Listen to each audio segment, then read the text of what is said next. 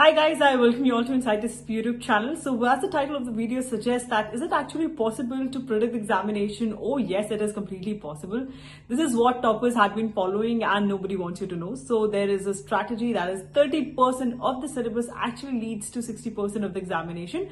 And that is why it is always said that study the examination before studying for the examination. And this is what exactly Insight SSB had been following, be it on YouTube or Insight SSB courses.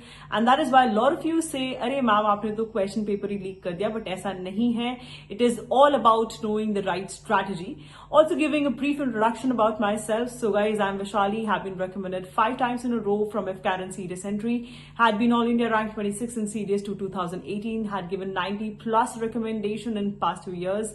Not only that, people who were unable to clear the examination have cleared FCAT exam with 200 plus marks. So here we are to share the same secret strategy with you so that you guys can also follow the same to secure 200 plus marks in 2 to 3 months of preparation. So talking about this video, we will be majorly sharing the 4 points. The first one being there had been change in the syllabus. So the same thing we'll be discussing with you because trend ke saath rehna bahut zyada zaruri hai. Number 2 being how to decode what is to be read for this examination. Number 3 being what should be the book list. And number 4th being what should be the timetable that you must follow and how to stay consistent. All I'm expecting out of you guys is 1 to 2 hours daily, that too with consistency. ठीक है, अगर आप consistently और hard work के साथ इस चीज को follow करते हो, there is nobody who can stop you from achieving your goal because you guys know बूंद बूंद से ही सागर बनता है. Now without wasting any more time, let us jump right into the video.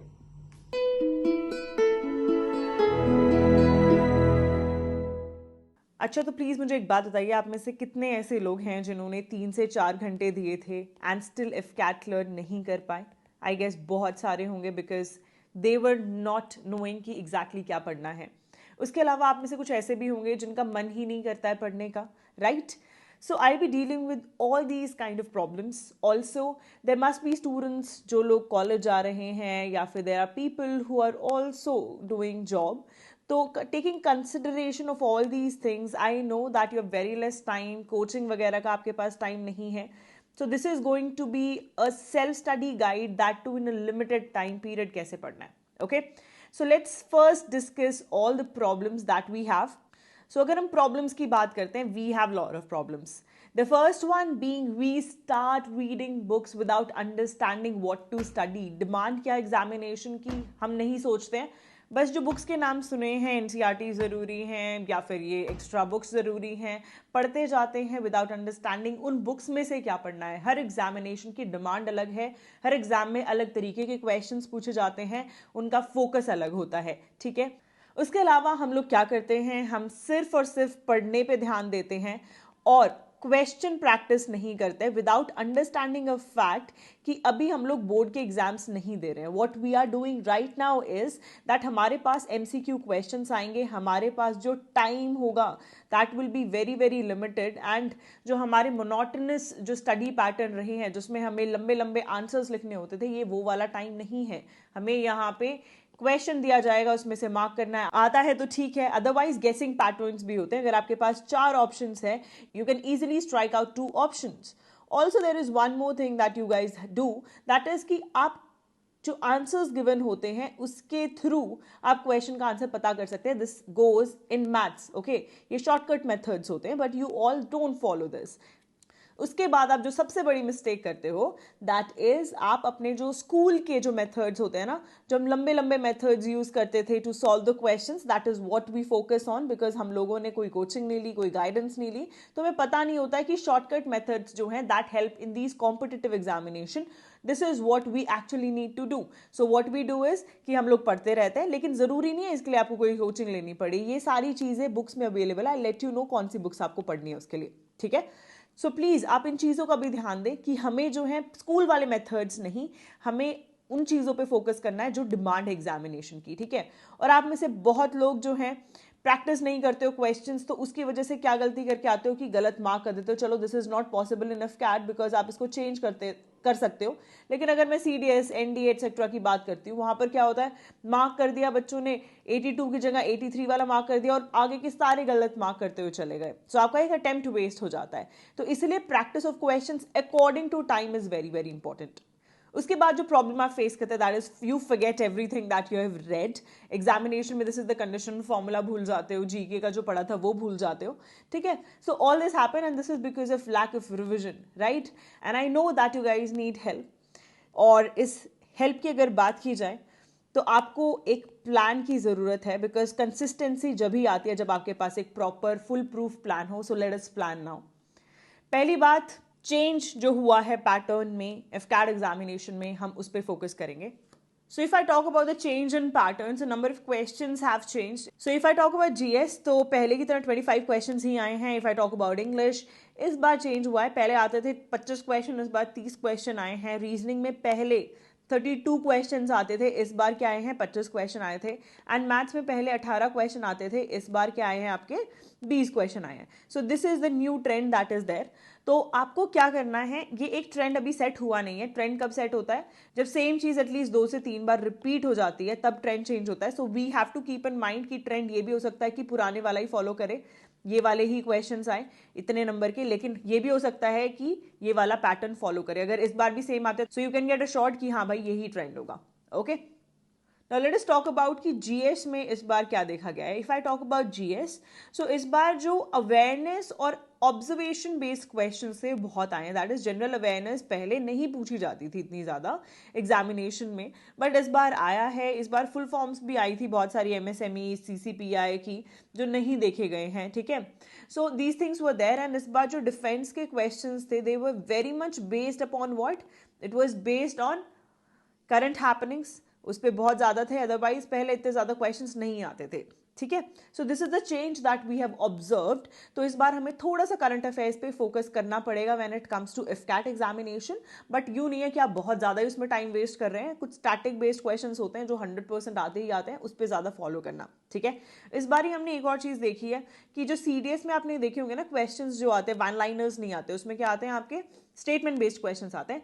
इस बार जो सीडीएस में स्टेटमेंट बेस्ड क्वेश्चन आते हैं कुछ उसी तरीके के आपके इफकैट में भी देखे गए हैं। Again we will not follow the trend until unless वो कांस्टेंट रहे। सो हमें ये बात ध्यान में रखनी है कि ये आ भी सकता है इस बार और नहीं भी आ सकता है। ओके, इंग्लिश की अगर हम बात करते हैं, सो इंग्लिश में द थिंग इज कि जो 2 क्वेश्चंस थे they came from one word substitution, ठीक है, और जो है वही सिमिलर पैटर्न था, अदरवाइज बहुत ज़्यादा चेंज नहीं था।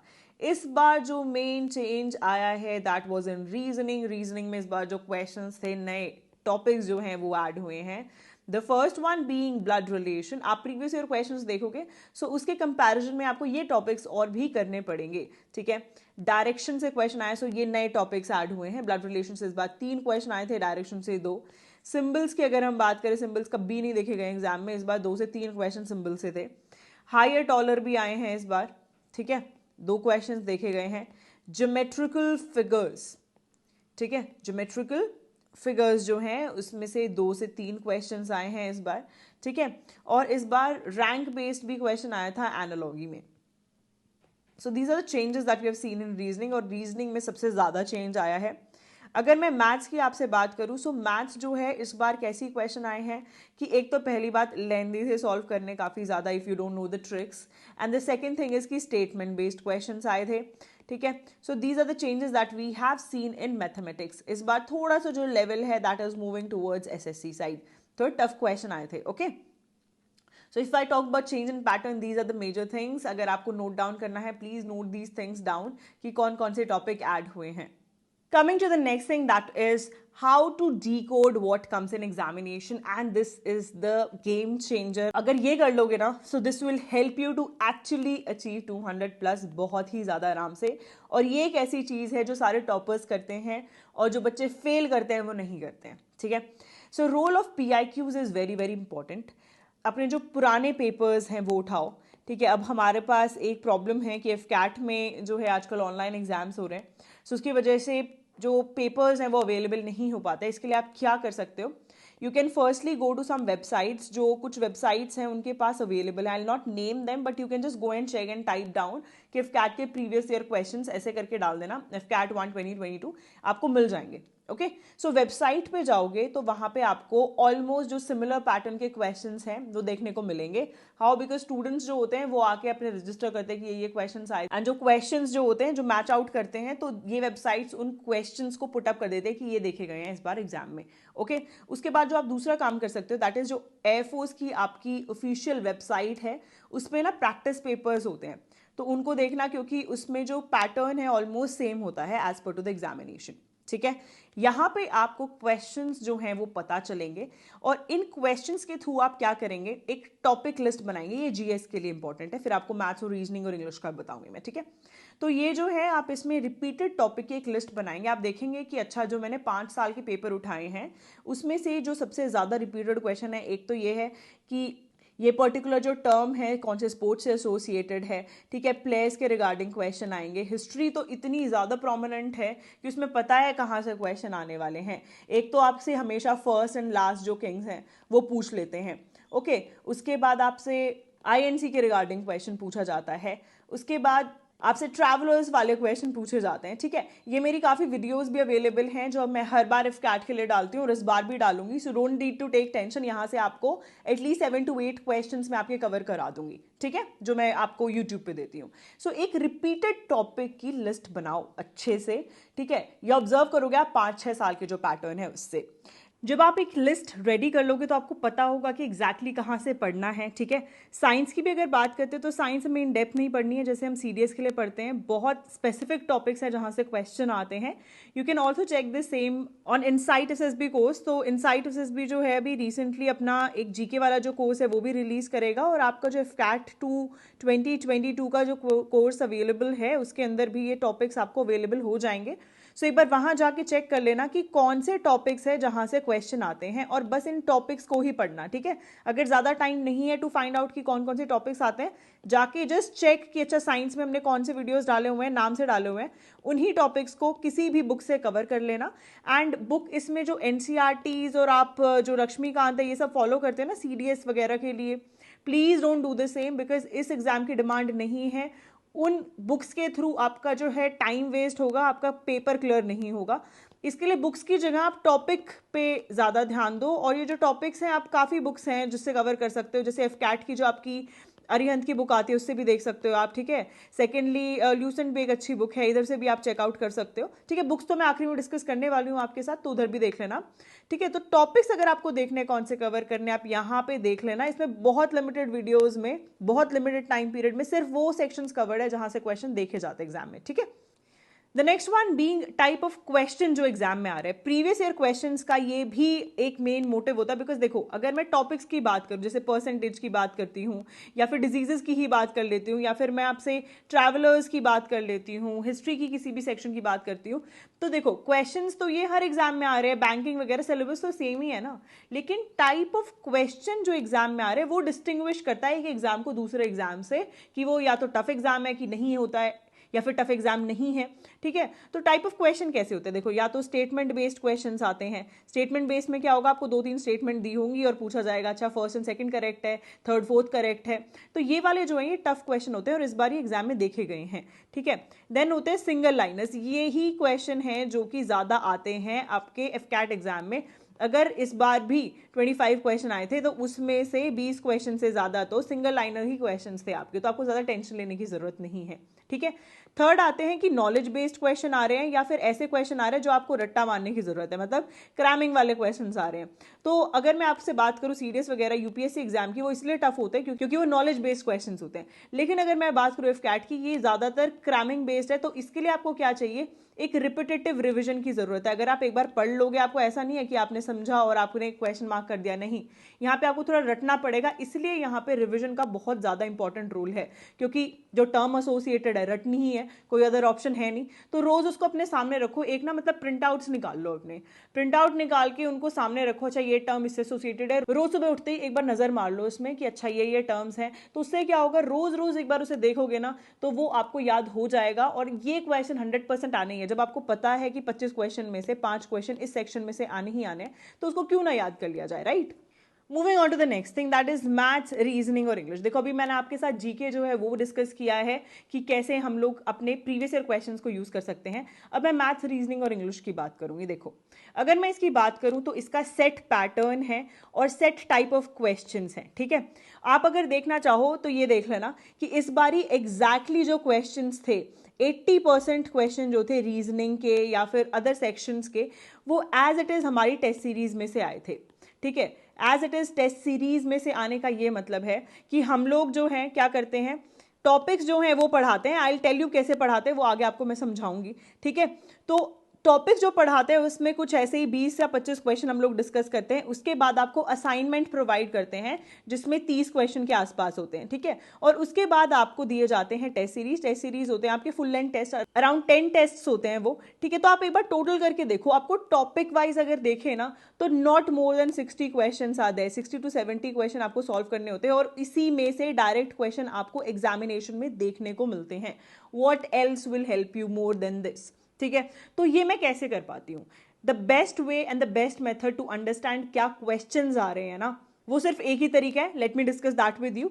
और जो भी बच्चा है जिसको मैथ्स से बहुत दिक्कत है, उसको समझ नहीं आती कि मैथ्स में क्या पढ़े क्या नहीं पढ़े, so I completely sympathise with you and I completely understand you, because मुझे भी मैथ्स से काफ़ी ज़्यादा इश्यूज रहे हैं and I found a way out जो मैथ्स में एक्चुअली हेल्प करता है। बिकॉज देखो 20 क्वेश्चन आते हैं और I was like having maths till my 10th class, उसके बाद मेरे पास नहीं थी। 11th 12th I was doing science, that too from the biology side. तो मेरे लिए मैथ्स जो था उसका कंटैक्ट छूट गया था। तो वो जो एक ट्रिक्स होती हैं जो इंजीनियरिंग वाले बच्चे कर पाते हैं, ज़्यादा अच्छे से कर पाते हैं। So I also face the same issue. तो मैंने कैसे सॉर्ट आउट किया, let you know this thing, ठीक है।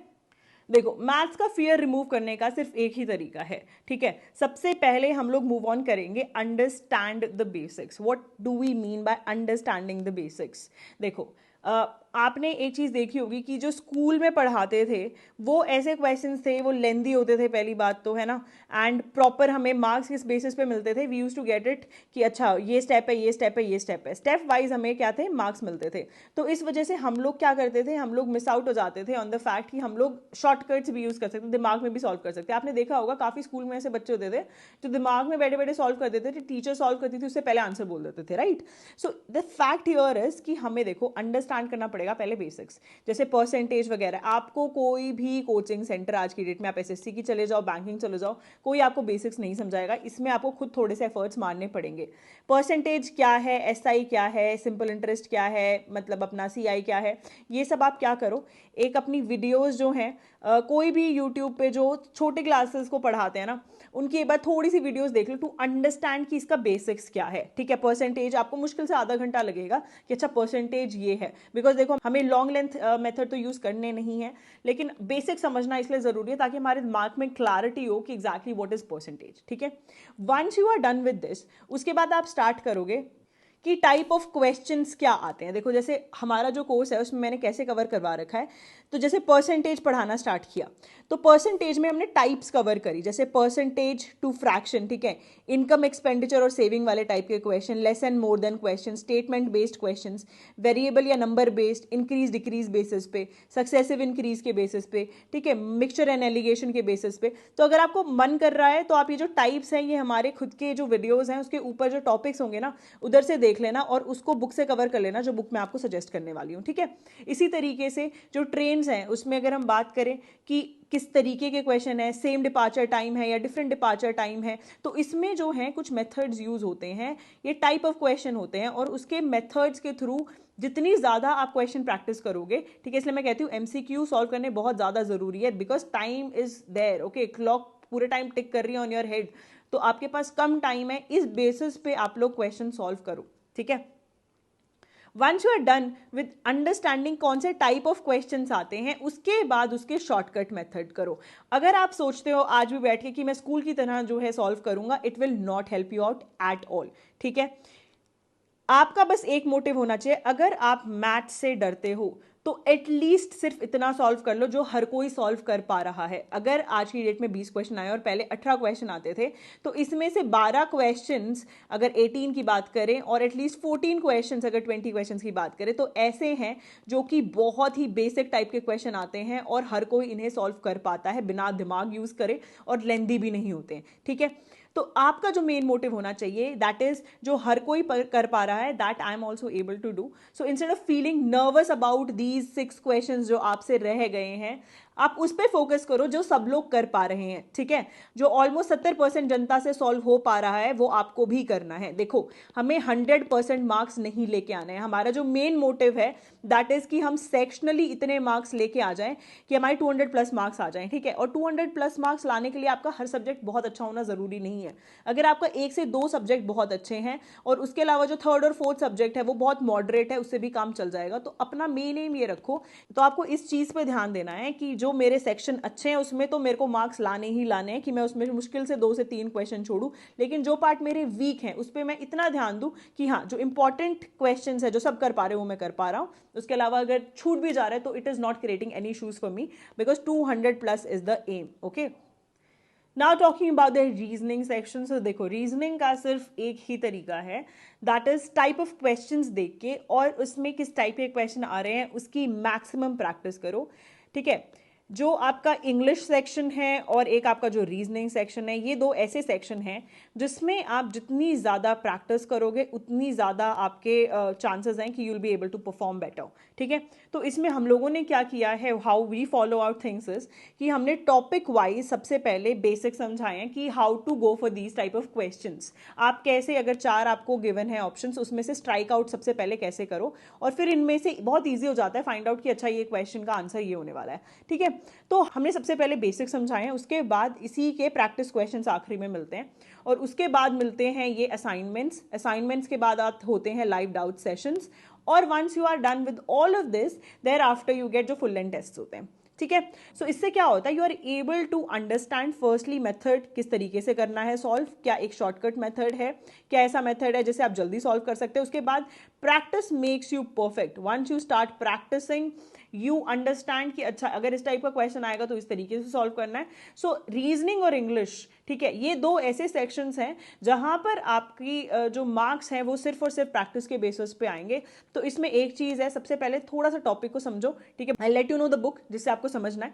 सो अंडरस्टैंड कि एग्जैक्टली क्या टॉपिक्स पूछे जा रहे हैं. Once you are done with all of that then you have to start doing lots and lots of questions, चाहे वो प्रीवियस ईयर क्वेश्चन है, चाहे वो बैंकिंग वाले क्वेश्चन है, चाहे वो आपके हॉट्स वाले क्वेश्चन है जो अवेलेबल होते हैं आपको बुक्स में, ये सारे आपको कवर करने हैं. ठीक है, this is the way you should follow reasoning, और टॉपिक वाइज करते जाओ. जैसे एक टॉपिक पकड़ लिया ब्लड रिलेटिव्स, उसके बेसिक्स करो, फिर क्वेश्चन सॉल्व करो, फिर डायरेक्शन क्वेश्चन करो. ठीक है, तो क्या होता है जब हम जी के बहुत ज्यादा पढ़ लेते हैं, याद करते रहते हैं, तो हमारे पास एक ऐसा टाइम आता है व्हेन वी गेट बोर्ड और हमारा दिमाग रिएक्ट करना बंद हो जाता है. This is the time when it comes for fun time, right. So इस टाइम क्या करो, क्वेश्चन सॉल्विंग पे ज्यादा से ज्यादा ध्यान दो. ठीक है, ऐसे इंग्लिश की बात आती है तो इंग्लिश में आप ध्यान देना, इंग्लिश में मुश्किल से जो आपके ग्रामर बेस्ड क्वेश्चंस होते हैं बहुत कम होते हैं. मैक्सिमम क्वेश्चन क्या आते हैं, पैराग्राफ आ गया आपका. ठीक है, या फिर यू नो सिनोनिम्स एंटोनिम्स आ गए, इडियम फ्रेजेस आ गए. देखो, अगर मैं सिनोनिम एंटोनिम इडियम फ्रेजेस वगैरह की बात करती हूँ तो ये एसएससी बैंकिंग जो क्वेश्चंस होते हैं ना वहीं के रिपीट होते हैं व्हेन इट कम्स टू इफकैट. तो इसकी जो है एक लिस्ट प्रोवाइड कर रखी है मैंने अपने कोर्स के अंदर, तो उन्हीं में से एज इट इज जो है क्वेश्चंस रिपीट होते हैं उन्हीं में से, उन्हीं सिनोनिम्स एंटोनिम्स से. तो मैंने आपको बता दिया है कि मैंने जो अपना बनाया हुआ स्टडी मटेरियल इंग्लिश वाला वो कहाँ से है, दैट इज फ्रॉम एसएससी और बैंकिंग के प्रीवियस ईयर क्वेश्चंस. तो अगर आपके पास टाइम है उधर से निकाल के प्रीवियस ईयर क्वेश्चंस कर लेना, that will be more than enough. और रही बात इसके अलावा जो क्वेश्चंस आते हैं मुश्किल से कितने आते हैं, अपने एरर वाले क्वेश्चन आते हैं 4-5, तो बेसिक्स जो है ग्रामर के कर लेना, और रिपीटेटिव एरर्स पूछते हैं वो लोग, सो उस पर प्लीज थोड़ा सा ध्यान देना. ठीक है, अब हम बात करेंगे हाउ टू गेन कंसिस्टेंसी. देखो, मैंने आपको एक ही बात बोली है कि मुझे आपसे 1 से 2 घंटे चाहिए डेली. ठीक है, तो उस 1 से 2 घंटे के अंदर आपको क्या करना है, you have to set some goal for yourself. ठीक है, गोल एक सेट करना बहुत ज़्यादा ज़रूरी है. रोज़ के अपनी एक चेकलिस्ट बनाओ.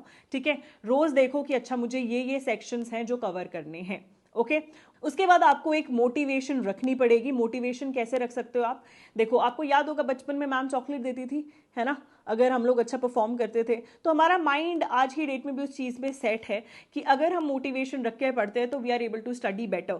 तो जो भी हम लोगों ने अपने जैसे दिन में डिसाइड कर लिया कि मुझे ये 3 चीज़ें आज करनी है, तो अगर मुझे करनी है, जब तक मैं इन पर टिक नहीं लगा लूंगी तो मैं तब तक अपना ये वाला काम नहीं करने वाली हूँ. क्या नहीं करने वाली हूँ, आई विल नॉट वॉच नेटफ्लिक्स की जो भी मैं सीरीज देख रही हूँ, मैं उस सीरीज को तभी देखूंगी जब मैंने अपना जो आज का सेट गोल है जब वो मैंने अचीव कर लिया है। या फिर अगर आपको खाने का इंटरेस्ट है तो मैं जाके मैकडी में या फिर डोमिनोज में तभी खाऊंगी when I am done with this particular work. और इफ आई लाइक शॉपिंग, सो जब तक मैं वीकेंड तक अपने सारे गोल्स अचीव नहीं कर लेती तो मैं ये वाली चीज अपनी नहीं खरीदूंगी।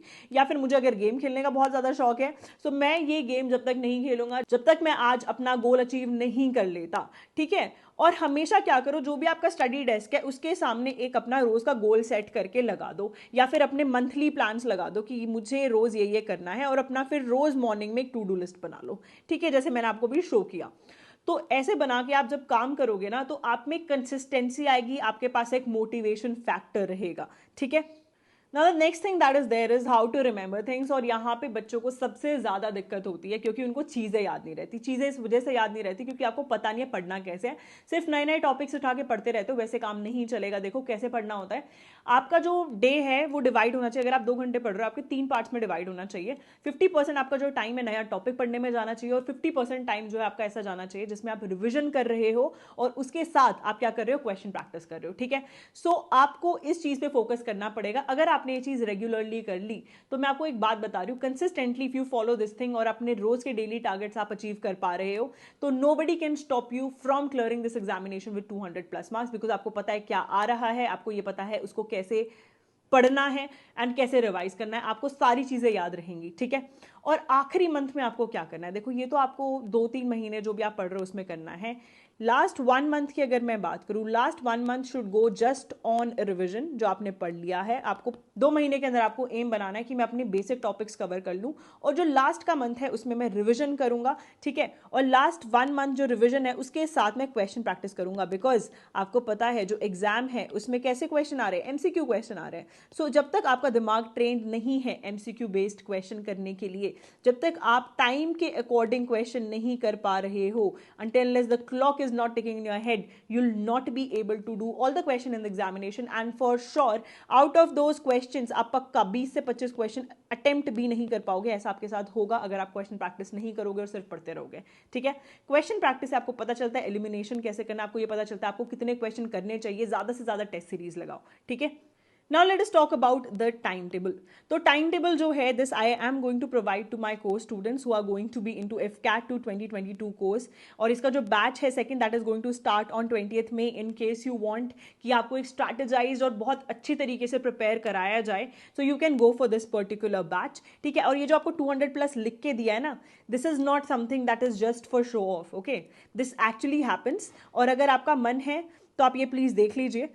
पहले बच्चे के 160 से 162 भी मार्क्स नहीं आते थे, 223 मार्क्स आए just because of insight SSB और उसका जो स्मार्ट स्टडी पैटर्न है, स्मार्ट कंटेंट है उसके थ्रू, ठीक है। I always say work smart. Smart work does not mean कि आप पढ़ाई करना छोड़ दोगे।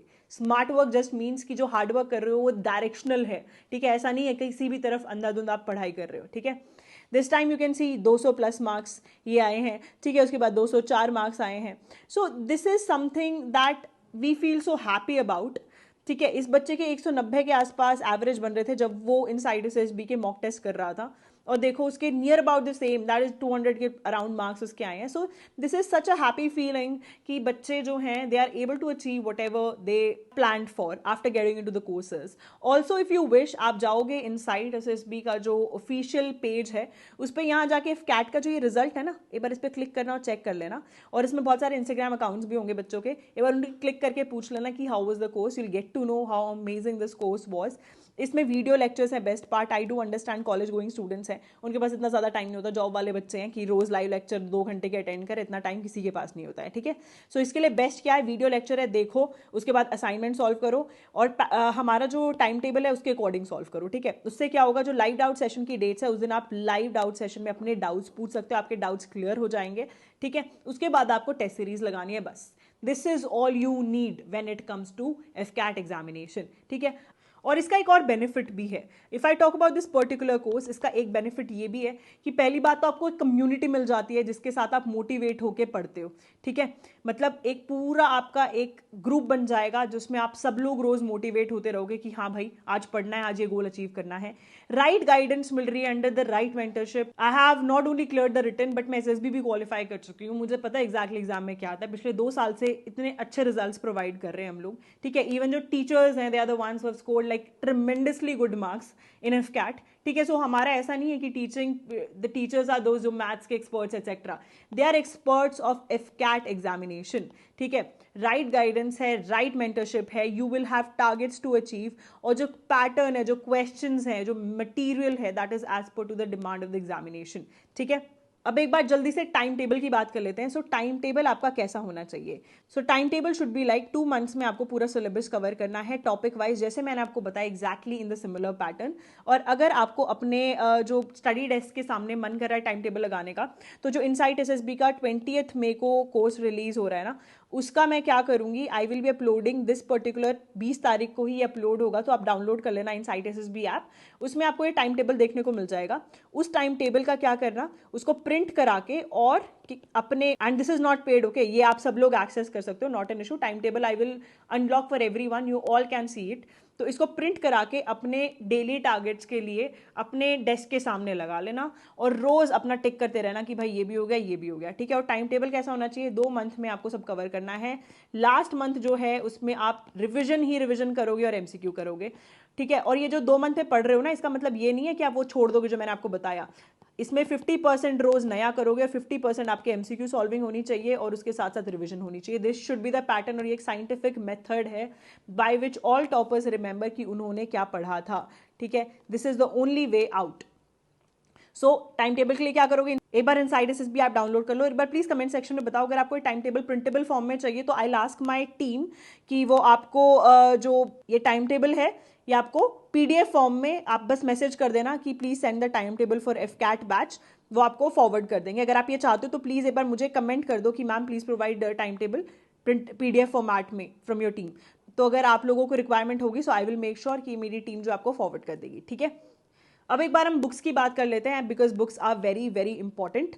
सो बुक्स की अगर बात करते हैं तो अरिहंत की ये एसपी बख्शी है, इससे क्वेश्चन प्रैक्टिस बहुत अच्छी हो जाएगी। मैंने खुद यही फॉलो करी थी, ठीक है। और इसमें देखो हर चीज नहीं करनी है, कवर टू कवर बुक नहीं करनी होती कोई भी।